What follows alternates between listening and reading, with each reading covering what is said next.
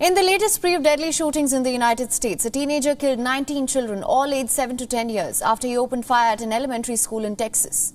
The attack occurred in the town of Uvalde, a small community about an hour from the Mexican border. Texas Governor Greg Abbott said that the 18-year-old gunman was believed to have shot his grandmother before heading to rob elementary school around noon, abandoning his vehicle, entering with a handgun, possibly also a rifle. The shooter, whose name was revealed to be Salvador Ramos, was shot by law enforcement. 3 adults have also been killed, though it is at this point unclear if this figure includes the shooter, whose motives are not yet known. 11:32 a.m. this morning, there was a mass casualty incident at Robb Elementary School in Uvalde, Texas. This school has children that are in 2nd, 3rd, and 4th grade.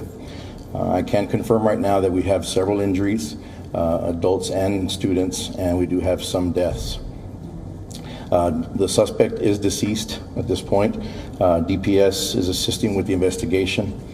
And at this point, the investigation is leading to tell us that the suspect did act alone during this heinous crime.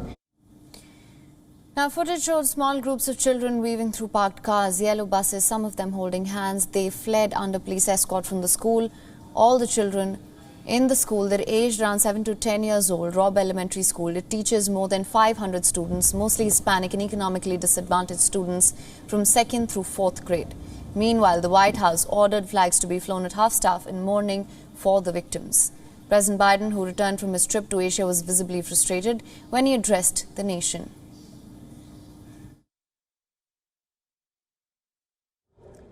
Why are we willing to live with this carnage?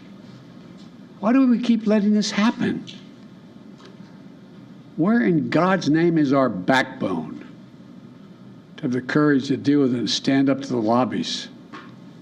It's time to turn this pain into action for every parent, for every citizen in this country.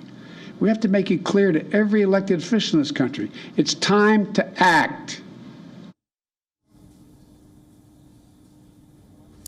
Now, a spree of deadly shootings in the latest spree of deadly shootings in the United States. A teenager killed 19 children, all aged between 7 to 10 years. This after he opened fire at an elementary school in Texas on Tuesday. Yes, we can.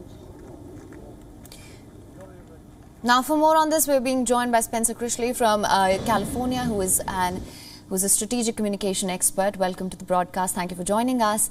Now, we've seen such shooting incidents in the past. Schools in particular have been targeted as well. What do you think is driving gun violence in the United States?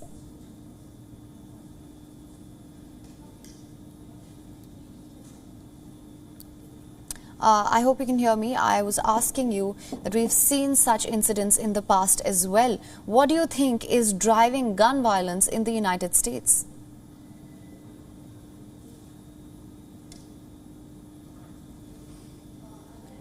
Well, we seem to be having a little trouble with that line. We will get him back online with us. But once again, letting our viewers know that in a spree or in a deadly shooting in the United States, a teenager killed 19 children, all aged between 7 to 10 years, after he opened fire at an elementary school in Texas on Tuesday.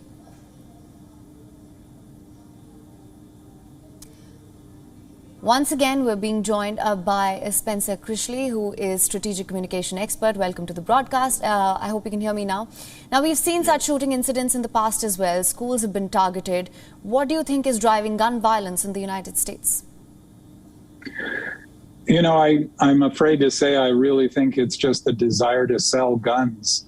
There is no reason for the United States to have such extremely high levels of gun violence except for the easy availability of guns, the just flooding of the market with guns. The pro-gun lobby points to red herrings like mental illness, for example, but there is no greater incidence of mental illness in the United States than anywhere else. And despite the United States' reputation for violence, it is not culturally a more violent society or psychologically a more violent society than many other developed nations around the world. What makes the difference is the availability of guns, so that when somebody does become violent, which happens everywhere, they have machines of death readily available to kill far more people than they otherwise would be able to, including themselves. Our suicide rate is enormously high also because of the easy availability of guns. Right, absolutely. Now, that being said, what hurdles does the Biden administration face to bring in tighter gun controls? The Republican Party, unfortunately, and this has been the story for decades now, even after the horrific Newtown shooting, the one that everybody thought, if anything could possibly change the gun regulation situation in the United States, it would be the death of 20 innocent little children at the Newtown school in Connecticut 10 years ago. Here we are today with 19 children killed, 2 teachers killed. And I don't think anybody has any confidence anything will happen. And this despite the fact that the overwhelming majority of Americans, including Republicans, including gun owners, we're talking levels as high as 80 and 90%, favor common sense gun regulation. But the gun sellers' lobby is far more powerful than the voters of the United States, unfortunately.